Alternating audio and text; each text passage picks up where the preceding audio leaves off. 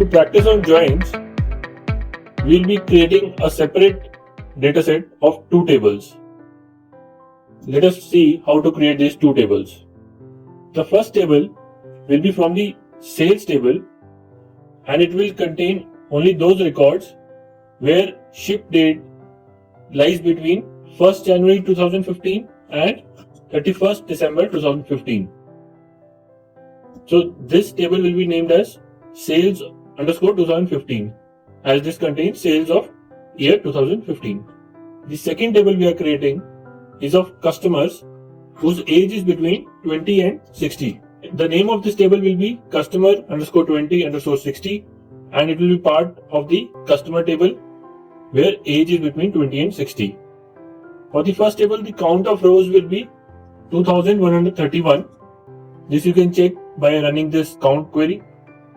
And the number of distinct customers who are purchasing in year 2015 is 578. This you can check using this second count query. In our customer table, where customers are aged between 20 and 60, the count of customers is 597. Some of the customers will be present in both the tables. Some will be present in only sales table and not in the second customer table. Some will be present in the customer table and not in the sales table. This is what we wanted to create so that we can clearly see the difference between all these types of joins. I am copying these two queries into a text file and attaching it into the resources section of the lecture. You can copy paste these queries to run them.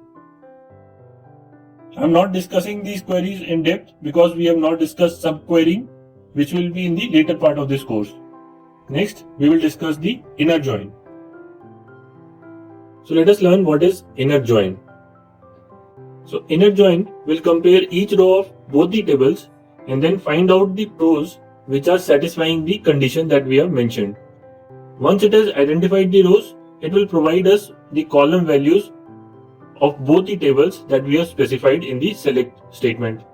In other words, inner join finds out the intersection first. So for example, if you have a group which contains A, B, C, D, and you have another group which contains D, E, F, G, if you find the inner join of these two groups, you will find the intersection point which is only D, which is present in both the groups.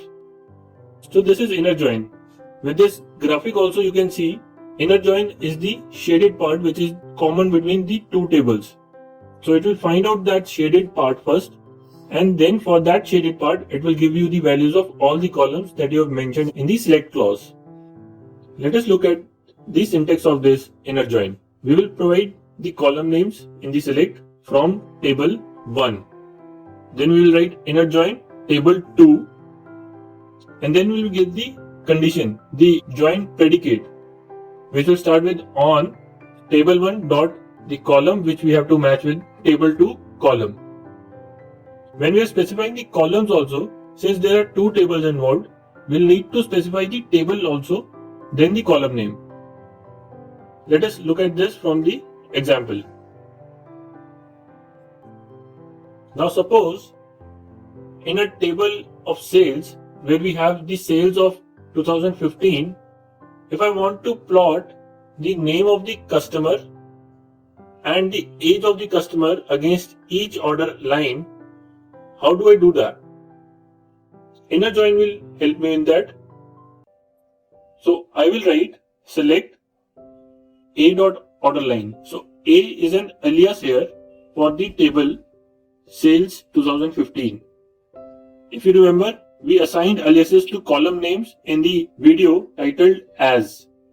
We are using the same as keyword to now provide alias to a table such as sales 2015 has been given alias of A and customer 2060 has been given an alias of B.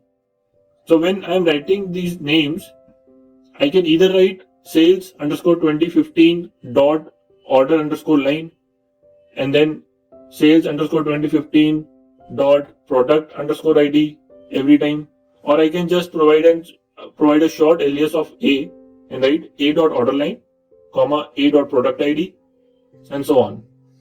So I want the order line, product ID, customer ID, the sales value, and the customer name and customer age.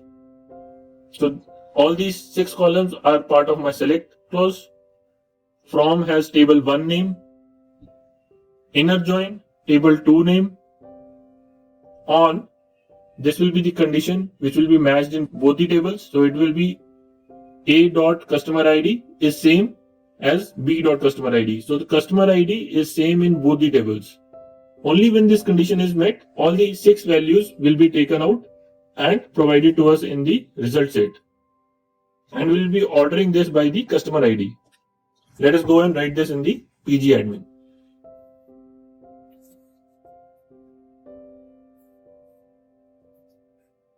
So we will select from the first table, we want the order line. I'll correct the spelling of order. Then A dot product ID. Then A dot customer ID. Then A dot sales.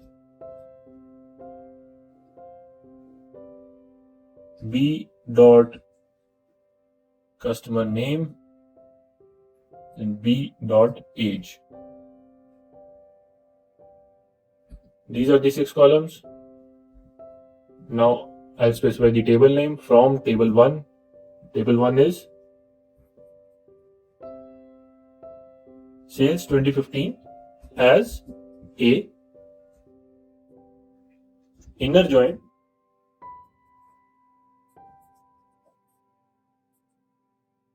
table 2 name customer underscore 2060 under 60 as B. On A dot customer ID is equal to B dot customer ID.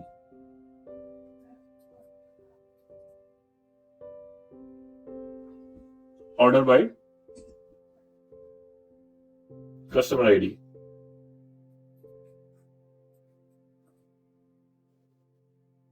Let us select this query and run it.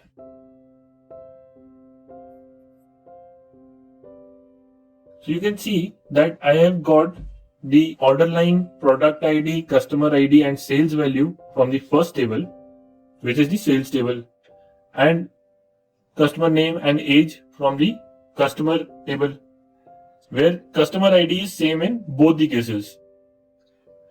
So just to confirm that the resultant table is actually intersection of both the tables, we will find out some particular customer IDs which are not part of any one of the tables and confirm that they are not part of the result table also. So let us find out the customer IDs in the sales table.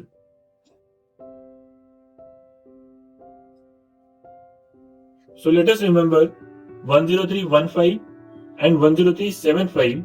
These 2 customer IDs are in the sales table. Now if I run the second select statement, so if you remember 10315 is missing in the customer table. 10375 is present in customer table, so it should be present in the intersection also. Now let us run the query that we created earlier. So you can see 10315 is missing from this table since it was part of only one table, but 10375 is part of this table since it was present in both the tables. So this is giving us the intersection of the 2 tables. Similarly, we can find another customer ID which is part of the customer table but not part of the sales table. So for example, this 10480 customer ID is part of customer table, and let us see in the sales table. I think this is missing in the sales table. So 10480 customer ID, we will check if it is present in the inner join table. You can see 10480 is missing from this table since it was present in only the second table. This confirms that it is giving only the intersection part of the 2 tables. That is inner join for you. When we discussed inner join, we found out that only the intersection values are being returned back by the query. So basically, inner join meant finding out those values which are present in both the tables. Now suppose we want that table A stays with us. All values from table A are there, and whenever there is some value in table B, it comes against that table A value. If it is not available, we'll get a null value. If that is our requirement, left join is used. So left join will return all values from the left table even if there are no matches in the right table. The syntax for this is select columns from table 1 or table 2 from table 1, left join table 2. So this is similar to inner join, only instead of inner we are writing left join on, then you give the field that you want to be common in both the tables. So what this will do is whole of the table A will be taken out and all the column values of table B against table A will be plotted. If there is any value in table A which is not in table B, we'll get a null value for that particular column. So for example, we had the sales table. Suppose against the sales table, we want to plot the customer information. When we did the inner join, some of the sales table values were dropped because they were not present in the customer table. Now, if we want that none of the sales table values are dropped, all the values remain there, and against whichever there is customer value available, it should be plotted, and whichever there is no customer information available, it should remain as null. There we will use left join as such. We will select all the column names, some from the sales table, some from the customer table. From the sales table, that will be table 1 for which we want all the rows. Then left join with the customer table on the customer ID, which is the common field, order by customer ID. So let's go and write this query. So for convenience, I have written down the customer IDs which are present in the customer table and not present in the sales table, which are present in sales table, not present in customer table, and which are present in both.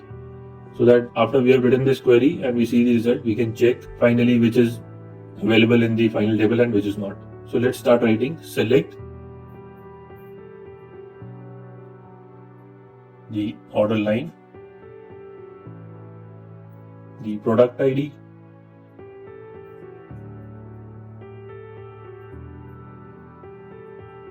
the customer ID, and the sales value. From the customer table, we will require customer name and customer age.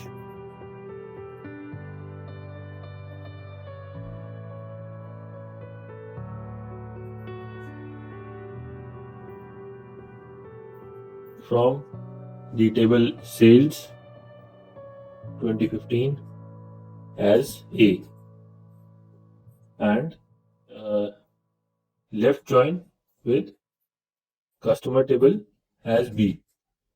So this is customer 2060 as B. On customer ID, A dot customer ID is equal to B dot customer ID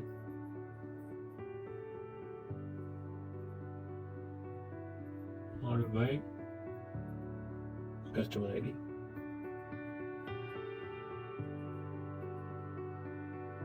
So if you scroll up, you can see that it is exactly same as the one written for inner join, just that the join is now left instead of inner.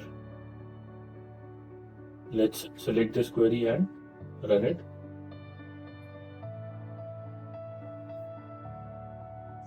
So you can see these are the values that we got. So from the comment you can check AA10315, which is not present in customer table, is present in our result set. What this means is Since we took left join on the sales table, all the sales table values are available in this table. So AA10315 is part of sales table, so it is part of the result set.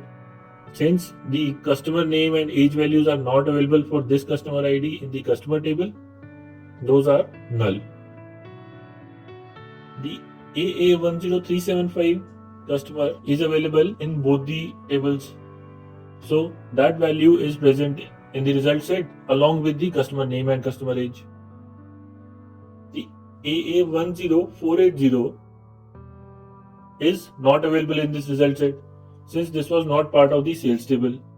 So basically, in the left join, all values of table 1 are available and only the intersection values of table 2 are available. For the rows of table 1 which are not available in table 2, null values will be assigned in the result set. So this is left join. One thing to notice is, since our sales table had multiple values with the same customer ID, you can see so for this particular customer, there are 4 values, 4 rows coming, and against all these 4 rows, the same customer name and age is coming, since our customer table has customer ID as the primary key. If in the customer table, which is the table 2, so by chance in customer table you have multiple values for same customer ID, you will be having multiple rows for each transaction of the sales table, for each row of the sales table. What I mean is, so for example, for this particular customer ID 10375, we have 2 customers, Alan and John. When we take left join, for this particular row, there will be 2 rows in the result set. One will have Alan customer name and the other will have John as customer name. Similarly, for the other 3 rows also, it will having 2 per row. Overall, for this particular customer, you would be having 4 rows in the result set. This may not be the desired result set for you. So keep in mind, while using the left join, the matching key of the table 2 should either be a primary key or should have the unique constraint. This will give you the desired results. In the next video, we'll be discussing about the right join.